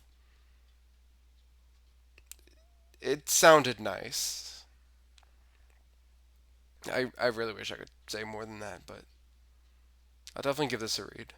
Thank you, sir. Like looks to like your chest, like where your the symbol of the life weave is, expecting like there to be a name tag. Reph,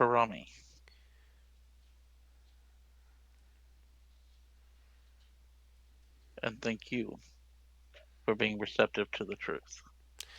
Hey, listen, don't expect me to change everything about my life, but I mean, you got to give everything a chance once, right? I expect you to change nothing.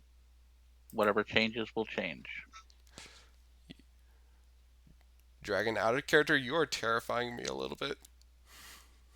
Like this is like exactly like perfect like preaching behavior, and I am I've been to church once or twice. once or twice. Jeez.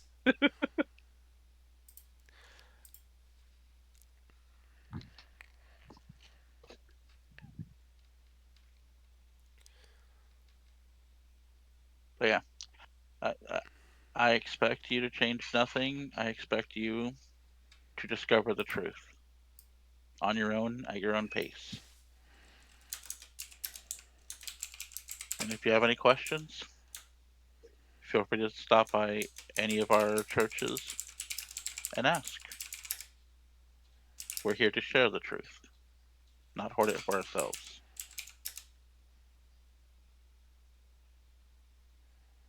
He nods, takes the book, and many ask questions about your beliefs.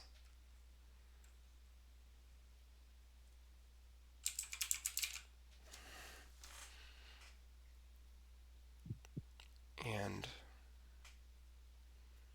the days blend together again.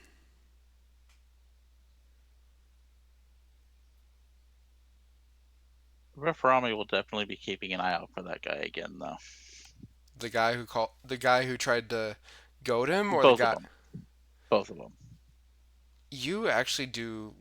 The adventurer seems to have gone to another part of the disc. They don't come back around, but you do hear the name of the goader, a man named Trevelt Copperfelt, a an adventurer who likes to do a lot of work in Kalendes itself. Given that there's always a little bit of mercenary work that needs to be done, and they like to spend their free time fucking with the Lifeweave Church. Not to your knowledge, they haven't drawn swords and drawn blood, but they seem to have a fundamental issue with it. Don't worry, I have a list of this NPCs to post on your private chat. Yeah.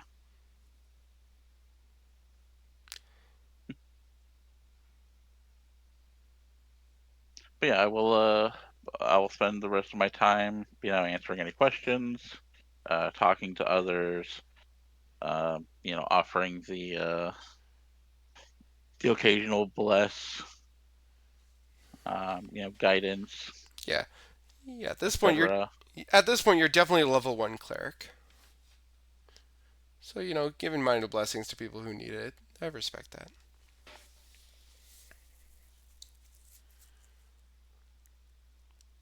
A week before session 1, you've been given your many tests. Your You've already done many successful dives, you've performed many sermons, and at this point, Kamelk has quit their position because they're tired of. Essentially, they're a little bit tired of getting their ass beat, and you really proven yourself as like someone who's able to defend themselves. Like he can't push himself too hard against you lest you die. So they resign in frustration. Also, the mercenary life calls to people who leave. Always guides them back on the path. A week before, you're called to a meeting with Hale and Sylvanas. Once again, Hale, the Earth Ganassi who found you and is a diving leader within Lifeweave, and Sylvanas, the head priest.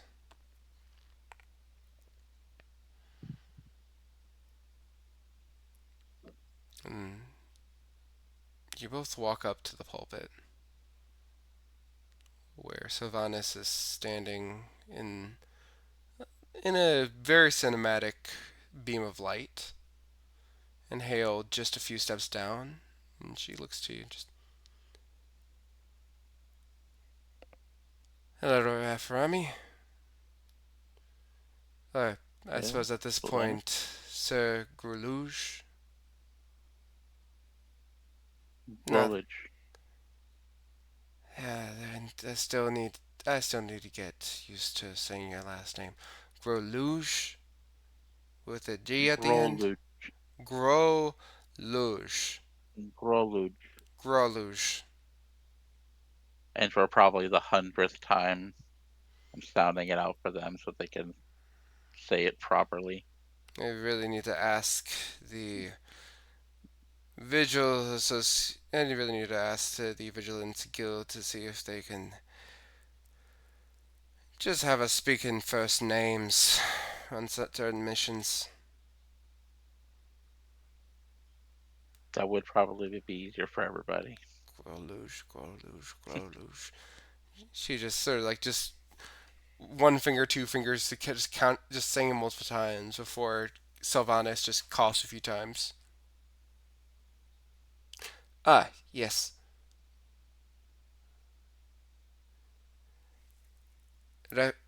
Sir Groluge, you have been. And why are you making me say this, Sylvanas? And he just looks at her and just with a nod. Okay, okay.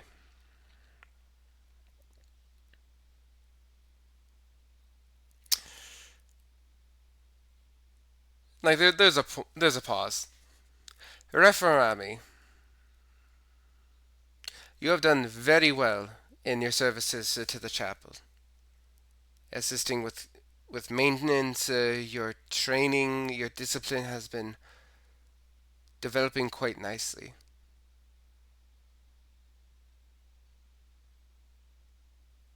Thank you. In the time that you've been here, there have been multiple clerics who have found meaning with the Lifeweave and have found power within it. The call of life calls to them, and it calls to you potently.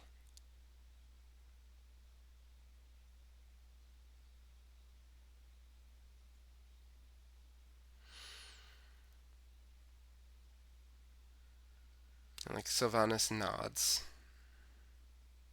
Like Hale is like visibly frustrated, like why am I talking about this? And she just puts her hands up. Anyway,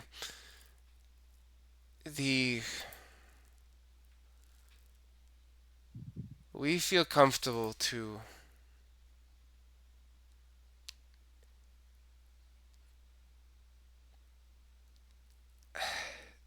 I I don't know how to describe it, Sylvanas. And he nods and just refer at me.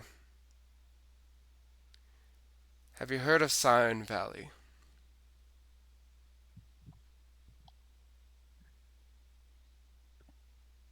Yes,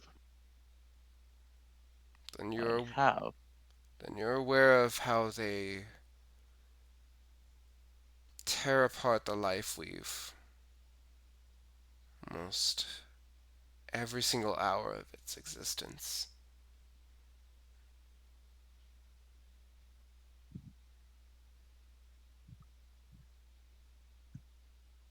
Yes,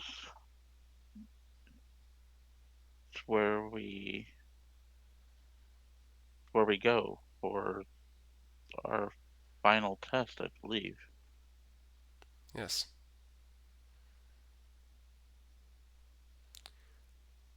You have proven yourself as evangelical to the creed, diligent to your mind, and honed with your body.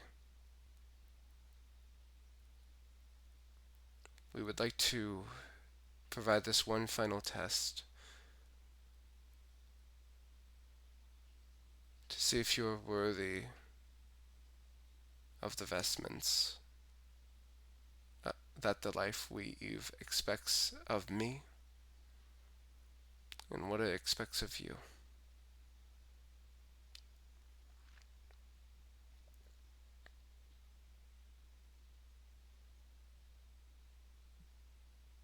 Um,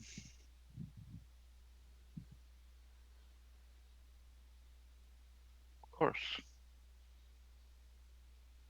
I I stand ready to view the truth, to know the truth. Good.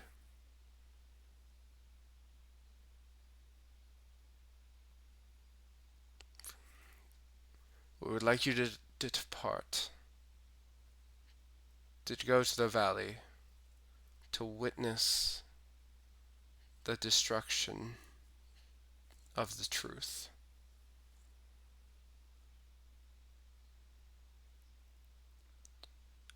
And we want you to find the one sliver. I would like you to begin your part in its recovery. To put your own stitches amongst all the tears. We're not asking you to fix it. Not even I can re-spin the Lifeweave across such a treacherous landscape.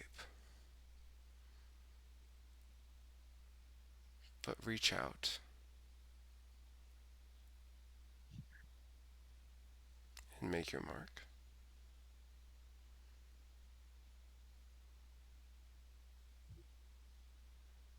Do you accept this quest? I do. As part of this challenge, we are not allowed to help you in this journey. Only offer advice in kind words. One must ultimately seek truth themselves. I understand.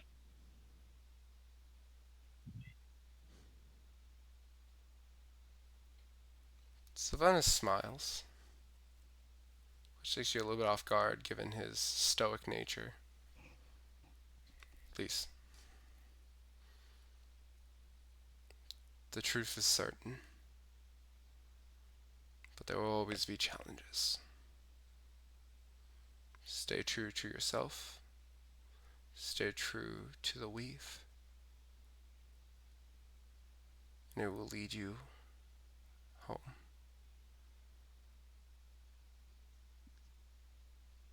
May the truth guide you.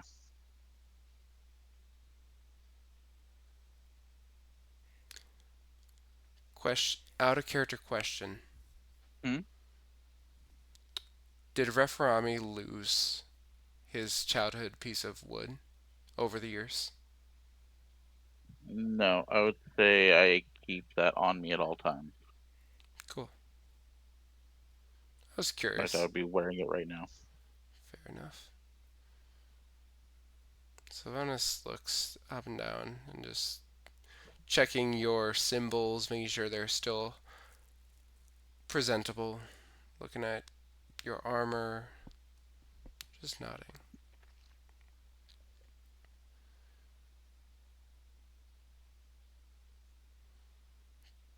Pick up your stuff and begin your journey. May the Lifeweave bless you, and whenever life calls and death beckons,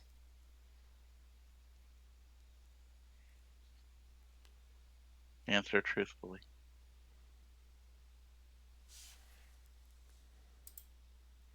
that's going in the notes.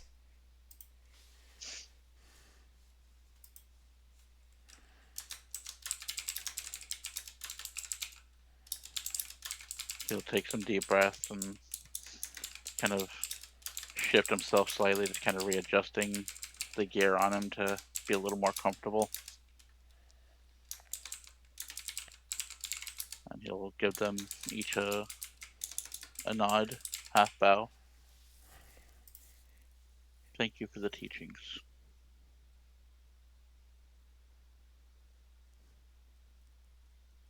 There'll be many, Hale smiles, and there'll be many more to give once you get back. I look forward to our next dive. As do I.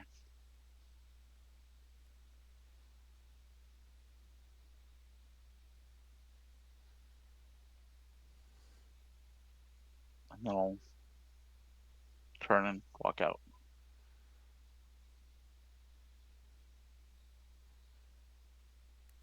And as you turn to leave, as the door shuts, as the camera stays on Sylvanas and Hale, Hale looks at the high priest with, and her smile dies.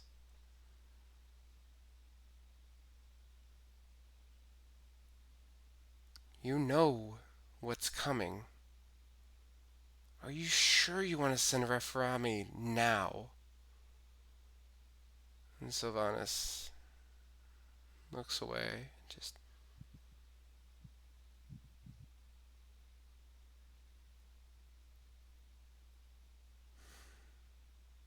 if everything is correct, then he will need to be ready. And we don't have enough time to dawdle.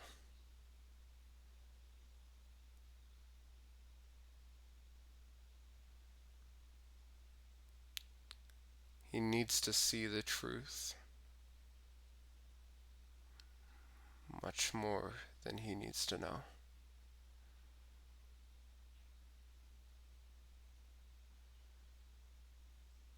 As the camera backs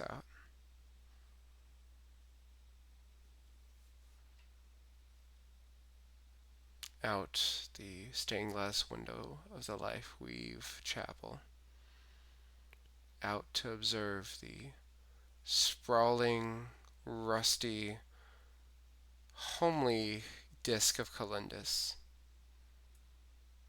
and out to the open air of the rings of Inasvine. I believe we can end the session here.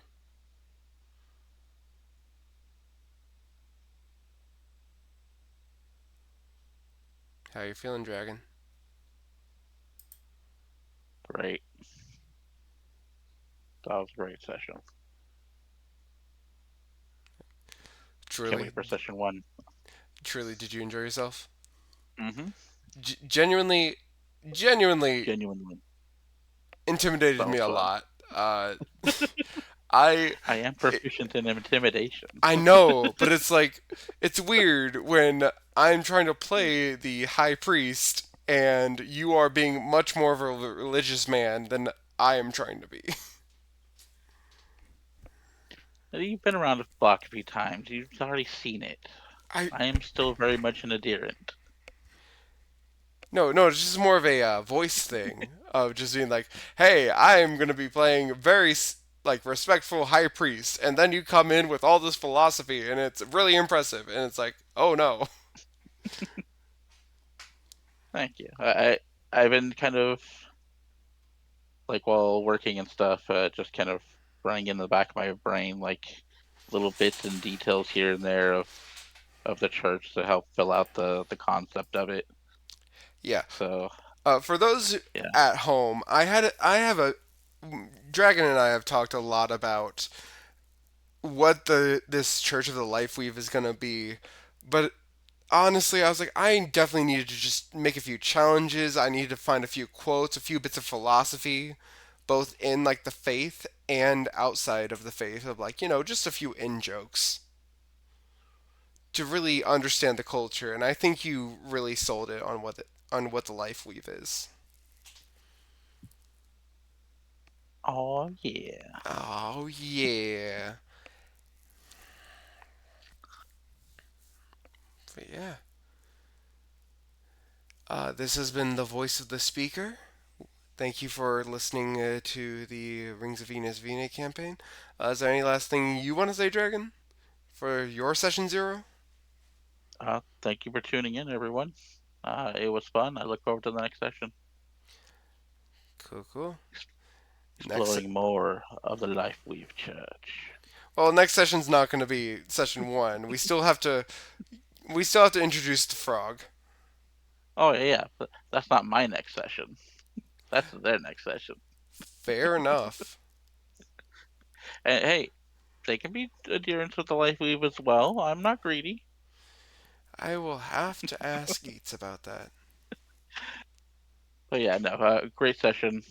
It was fun. I loved it.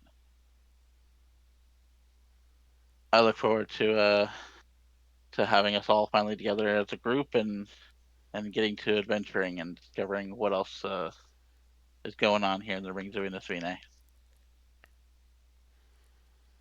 Only good things, right?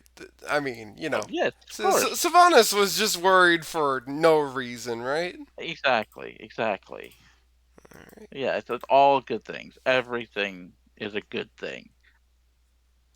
Is it a good thing for us necessarily? Eh, good for somebody or something.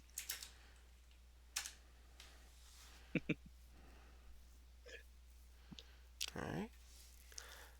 Once again, thank you for tuning in and take care of yourselves, okay? Good night, guys.